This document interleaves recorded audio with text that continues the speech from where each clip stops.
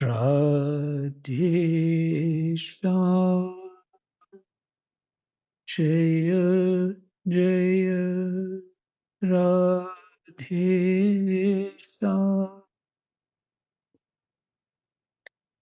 श्री राम। श्री गणेशाय नमः। श्री सीतारामाभ्यां नमः। श्री हनुमते नमः। श्री उमापते नमः। श्री गुरुवे नमः। सब संतन की जय जय। जय जय सीताराम। राधे श्याम।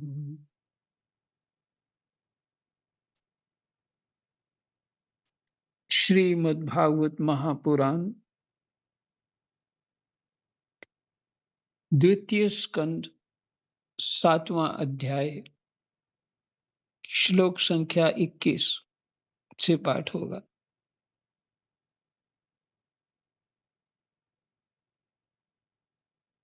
ब्रह्मा जी नारद जी को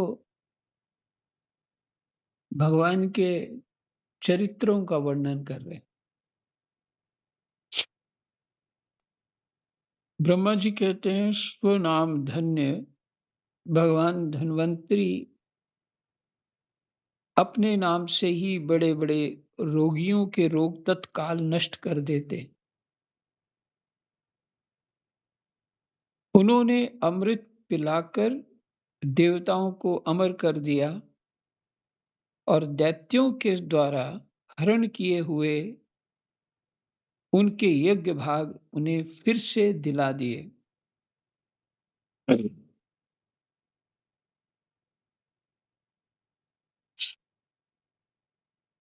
उन्होंने अमृत पिलाकर देवताओं को अमर कर दिया,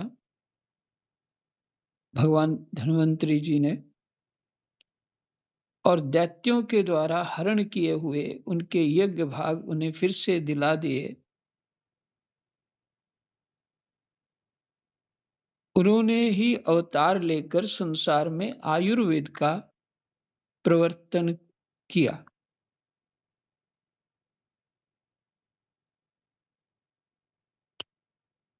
जब संसार में ब्राह्मण द्रोही आर्य मर्यादा का उल्लंघन करने वाले नारकीय क्षत्रिय अपने नाश के लिए ही दैववश बढ़ जाते हैं और पृथ्वी के कांटे बन जाते हैं, तब भगवान महापराक्रमी परशुराम के रूप में अवतीर्ण होकर अपनी तीखी धार वाले फरसे से 21 बार उनका संहार करते हैं।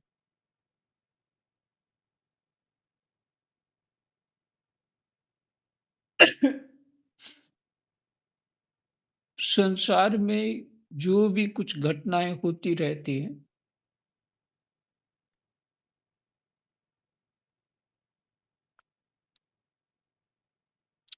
ये समय का चक्र है। कभी अच्छी घटनाएं, कभी बुरी घटनाएं।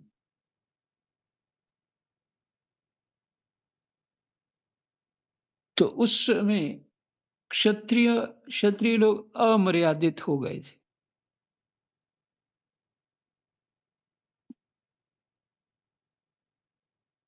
तो उनका जो उस समय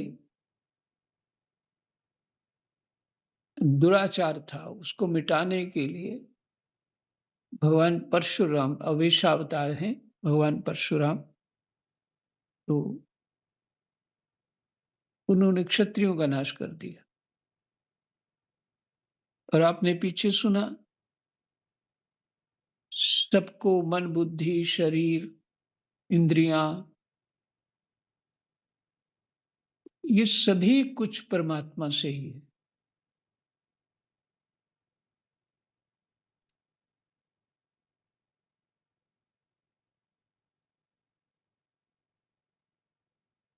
आज एक चित्त में बात आ रही थी कि जैसे भगवान बंसी बजाते हैं, तो स्वर स्व स्वर देने के लिए कभी कोई उँगली उठाते हैं बंसी के पोरों के ऊपर, कभी कोई उँगली उठाते हैं। तो स्वर अलग-अलग निकलते हैं उस बांसुरी से। उसी तरह भगवान ही गुणों को कभी कम, ज़्यादा इत्यादि, कभी अवगुण बढ़ा देते हैं, कभी गुण बढ़ा देते हैं, कभी सम कर देते हैं।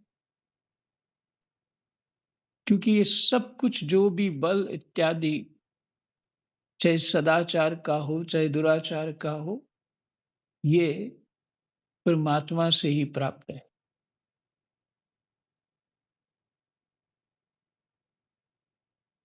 जिस शरीर और जिस मानसिक वृत्ति में हम लोग रह रहे हैं, जीवन जी रहे हैं, उसमें दुर्गुण हमें पसंद नहीं है, बिल्कुल पसंद नहीं। और इसी धरती पे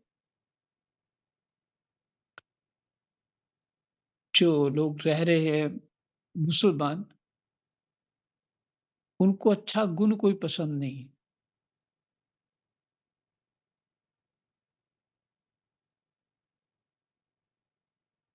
वो ऐसे-ऐसे अवगुण हैं कि बोलने में भी मन में खिन्नता होती है। तो वो यहीं रह रहे हैं और अब देखते हैं कि किस तरह के उल्टे-उल्टे काम करते हैं वो लोग। तो शक्ति तो कहाँ से आ रही? उस विराट पुरुष से ही शक्ति आ रही सबको। लेकिन इतना विस्तार और गहन समझना और उसे अपनी बुद्धि को सही जगह पे स्थापित करना, इस सब के लिए कठिन है, नहीं समझ पाएगा व्यक्ति। तो भगवान ही बल दें, कैसे व्यवहार करना चाहिए सब स्थितियों में, भगवान ही बल दें तो वो सार्थक हो सकता है हमारा चिंतन। अन्यथा हमें जो जो स्थिति है और जैसे हमारे गुरुओं ने हमें साधना बताई है, उसी के अनुसार चलते रहना चाहिए। भगवान का गुणानुवाद, अपने जीवन के धर्म की रक्षा और जो सबके हित का चिंतन, ये हमारे अंतःकरण की शुद्धि करता है। तो भगवान की स्मृति, नाम जप इत्यादि उसी में लगे रहना चाहिए। क्योंकि जो जो भगवान ने देना होगा वो दे देंगे। कोई उतना ज़्यादा समर्थ नहीं है कि सिया राम मैं सब जग जानी, करहूँ प्रणाम जोरी जुग पानी। छोटी बुद्धि में ये सब चिंतन नहीं हो सकता। वो असफल हो जाएगा उसमें। क्योंकि गुण और दोष से बुद्धि परे नहीं हटी।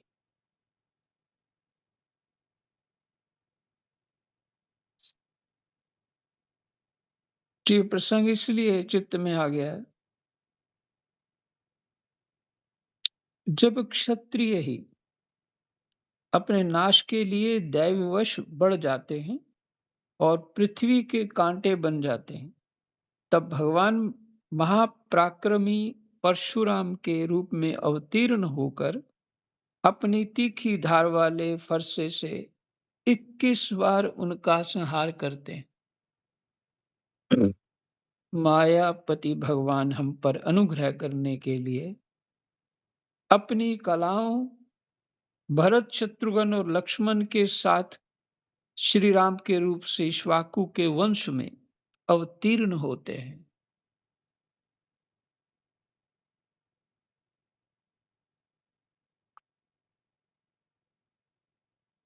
फिर से मायापति भगवान हम पर अनुग्रह करने के लिए अपनी कलाओं,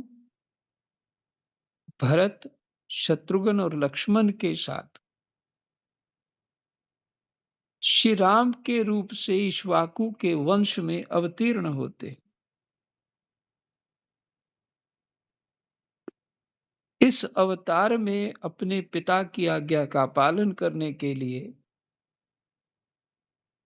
अपनी पत्नी और भाई के साथ वे वन में निवास करते हैं।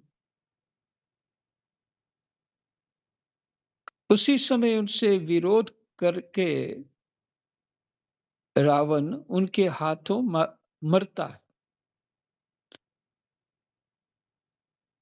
त्रिपुर विमान को जलाने के लिए उद्यत शंकर के समान जिस समय भगवान राम शत्रु की नगरी लंका को भस्म करने के लिए समुद्र तट पर पहुंचते हैं,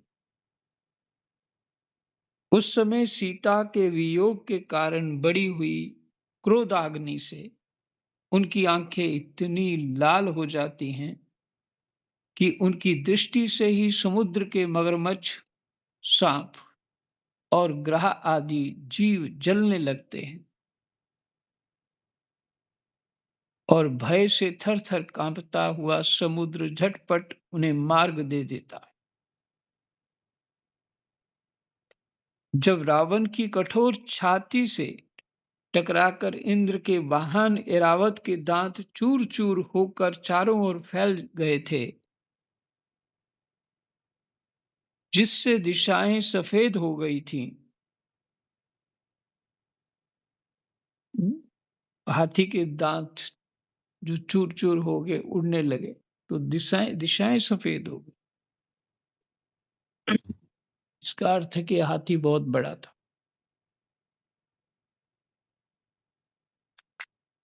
तब दिग्विजयी रावण घमंड से फूलकर हंसने लगा था। वही रावण जब श्री रामचंद्र जी की पत्नी सीता जी को चुराकर ले जाता है और लड़ाई के मैदान में उनसे लड़ने के लिए गर्वपूर्वक आता है, तब भगवान श्री राम के धनुष की टंकार से ही उसका वह घमंड प्राणों के साथ तत्क्षण विलीन हो जाता है।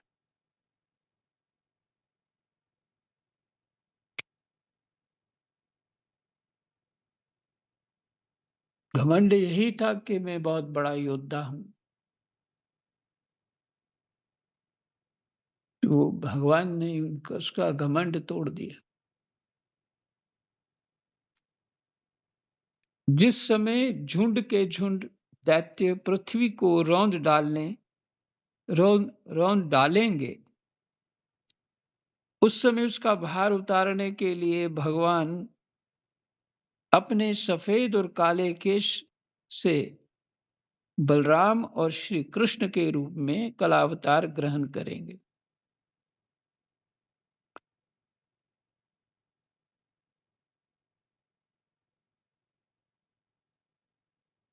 टिप्पणी कुछ छोटी सी उन्होंने दी है, पढ़ लेते हैं।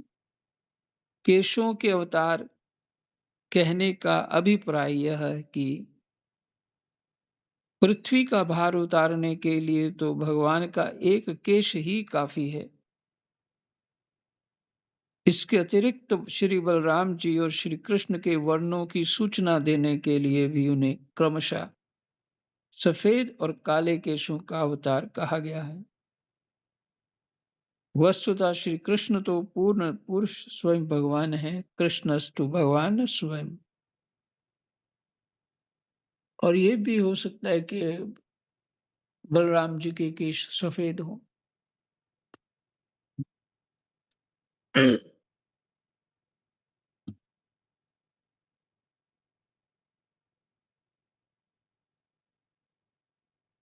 तो वे अपनी महिमा को प्रकट करने वाले इतने अद्भुत चरित्र करेंगे कि संसार के मनुष्य उनकी लीलाओं का रहस्य बिल्कुल नहीं समझ सकेंगे। बचपन में ही पूतना के प्राण हर लेना, 3 महीने की अवस्था में पैर उछालकर बड़ा भारी छकड़ा उलट देना और घुटनों के बल चलते चलते आकाश को छूने वाले यमलार्जुन वृक्षों के बीच में जाकर उन्हें उखाड़ डालना, ये सब ऐसे कर्म हैं जिन्हें भगवान के सिवा कोई नहीं कर सकता। जब कालिया नाग के विष से दूषित हुआ यमुना जल पीकर बछड़े और गोप बालक मर जाएंगे, तब वे अपनी सुधामयी कृपा दृष्टि की वर्षा से ही उन्हें जीवित कर देंगे और यमुना जल को शुद्ध करने के लिए वे उसमें विहार करेंगे।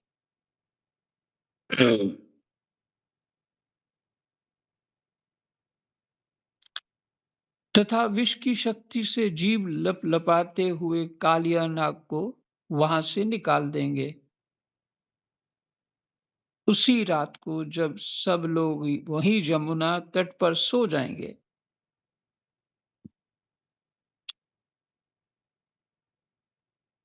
और दावाग्नि से आसपास का मूंज का वन चारों ओर से जलने लगेगा,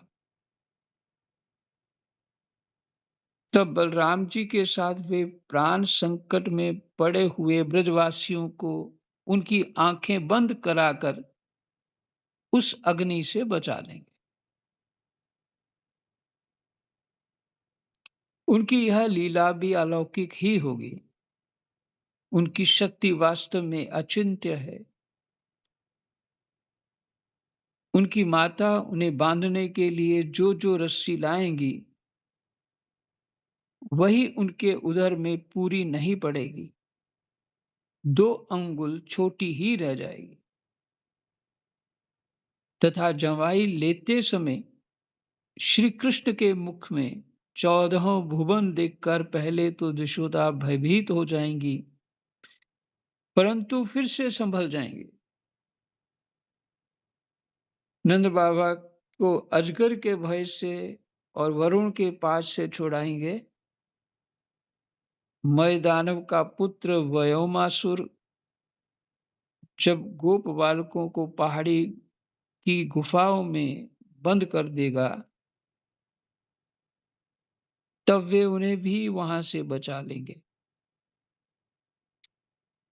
गोकुल के लोगों को जो दिन भर तो काम धंधों में व्याकुल रहते हैं और रात को अत्यंत थक कर सो जाते हैं, साधनाहीन होने पर भी वे अपने परम धाम में ले जाएंगे। निष्पाप नारद जब श्री कृष्ण की सलाह से गोप लोग इंद्र का यज्ञ बंद कर देंगे,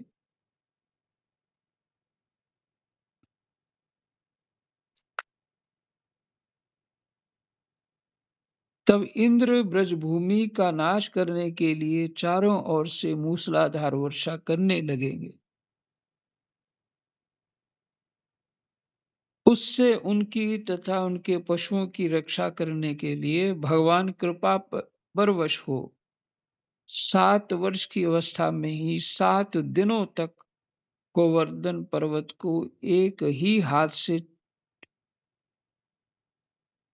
छत्रक पुष्प अर्थात कुक्कर मुत्ते की तरह खेल खेल में ही धारण किए रहेंगे।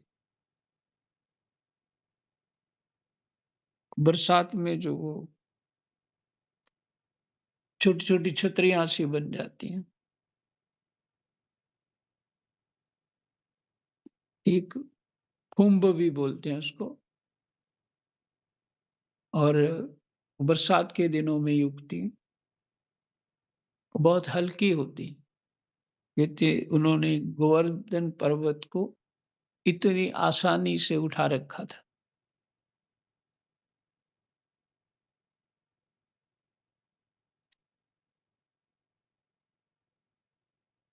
वृंदावन में विहार करते हुए रास करने की इच्छा से वे रात के समय जब चंद्रमा की उज्जवल चांदनी चारों ओर छिड़क रही होगी, अपनी बांसुरी पर मधुर संगीत की लंबी तान छेड़ेंगे।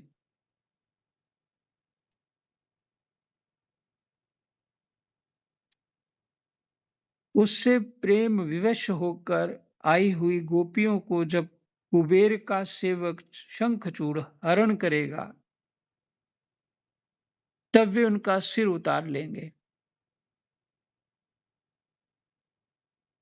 और भी बहुत से प्रलंबासुर, धेनुकासुर, वकासुर, केशी, अरिष्टासुर आदि दैत्य, चाणूर आदि पहलवान, कुबलय, पीड़, हाथी, कंस, कालियवन, भौमासुर, मिथ्या वासुदेव, शाल्व, द्विद, वानर, बलवल, दंतवक्त्र, राजा नग्नजित के साथ बैल, शंबरासुर, विदुरथ और रुक्मी आदि तथा काम्बोज, मत्स्य, कुरु, कैकेयी और सृंजय आदि देशों के राजा लोग एवं जो भी योद्धा धनुष धारण करके युद्ध के मैदान में सामने आएंगे, वे सब बलराम, भीमसेन और अर्जुन आदि नामों की आड़ में स्वयं भगवान के द्वारा मारे जाकर उन्हीं के धाम में चले जाएंगे। जो भगवान के हाथों से मारे जाते, तो ये शास्त्र भी कहता है कि वो भगवान के धाम को चले जाते।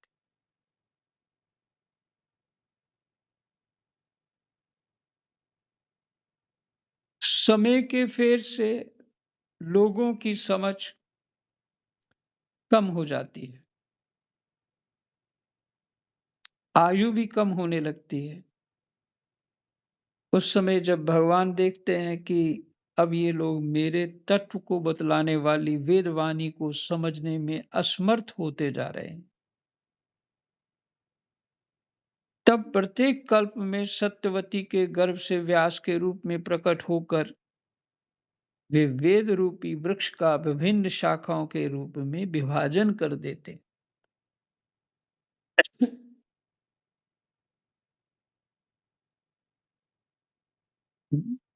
जब वेद पहले एक था, फिर 4 हुए और फिर उसकी कई शाखाएं हो गई, क्योंकि जैसे जैसे मनुष्यों की बुद्धि कम होती जाती है, उसमें बल नहीं रहता, तो फिर उसकी कई शाखाएं करनी पड़ी। और कलयुग में तो ये स्थिति हो गई, अब तो वो शाखाओं वाले ब्राह्मण तो मिलते नहीं, कुछ कुछ हैं कहीं कहीं, उनके खानदान में वेद की अलग अलग जो शाखा है वो पाठ होता है, उसी के वो विद्वान होते हैं।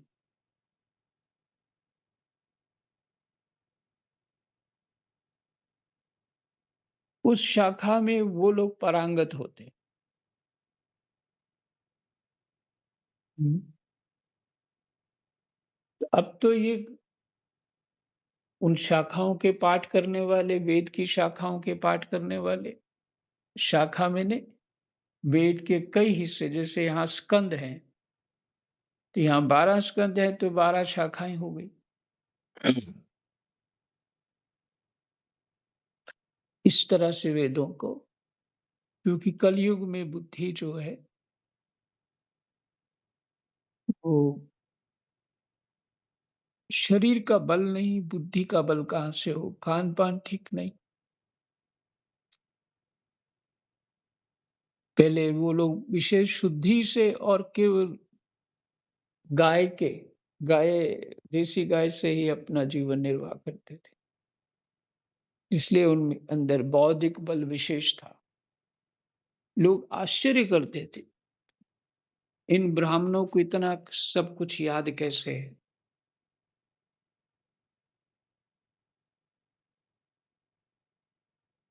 तो वो अब नहीं रहा,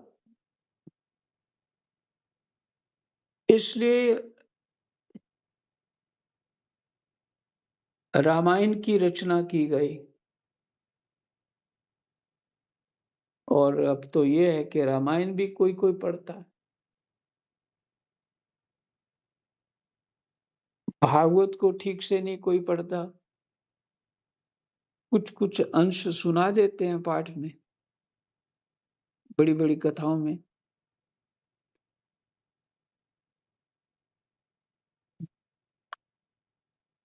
अब लोगों को वही प्रिय होता है कि जो मन जो है उदास है तो मन प्रसन्न हो जाए। ऐसी कोई रोचक बातें सुना देते हैं।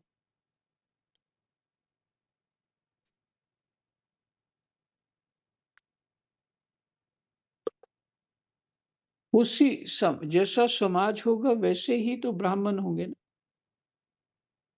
ब्राह्मण तो कहीं ऊपर से गिरेंगे नहीं, समाज से ही निकलेंगे। क्षत्रिय भी इसी समाज से निकलेंगे, वैश्य भी वैसे ही होंगे, शूद्र भी वैसे ही होंगे। उनका अपना-अपना स्तर जो उनका उत्कृष्ट स्थिति थी सबकी, वो नहीं रही। तो ये चर्चा मैंने क्यों करी इतनी लंबी? इसलिए कि जो वेदों की शाखाएँ वेद व्यास जी ने क्यों की करी? इसलिए।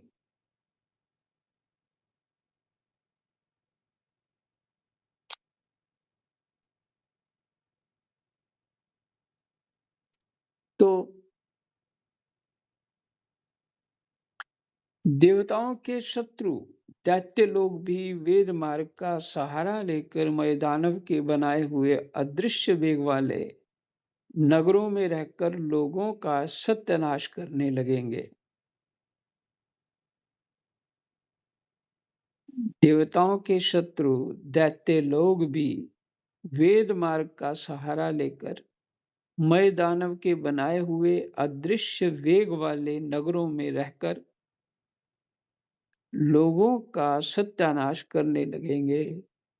तब भगवान लोगों की बुद्धि में मोह और अत्यंत लोभ उत्पन्न करने वाला वेश धारण करके बुद्ध के रूप में बहुत से उपधर्मों का उपदेश करेंगे। कलयुग के अंत में जब सत्पुरुषों के घर भी भगवान की कथा होने में बाधा पड़ने लगेगी। कलयुग में अंत में जब सत्पुरुषों के घर भी भगवान की कथा होने में बाधा पड़ने लगेगी, ब्राह्मण, क्षत्रिय तथा वैश्य पाखंडी और शूद्र राजा हो जाएंगे।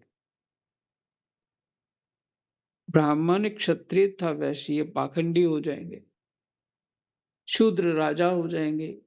यहाँ तक कि कहीं भी स्वाहा, स्वधा और बहिष्कार की ध्वनि देवता पितरों को यज्ञ श्राद्ध की बात तक नहीं सुनाई पड़ेगी। तब कलयुग का शासन करने के लिए भगवान कल की अवतार ग्रहण करेंगे। मतलब भगवान हमें किसी भी हालत में छोड़ने वाले नहीं। हम्म, और भगवान कल की अवतार धारण करें। आज यही विश्राम करते हैं, समय हो गया। कृष्णाय वासुदेवाय हरये परमात्मने प्रणतः क्लेशनाशाय गोविन्दाय नमो नमः। जय जय।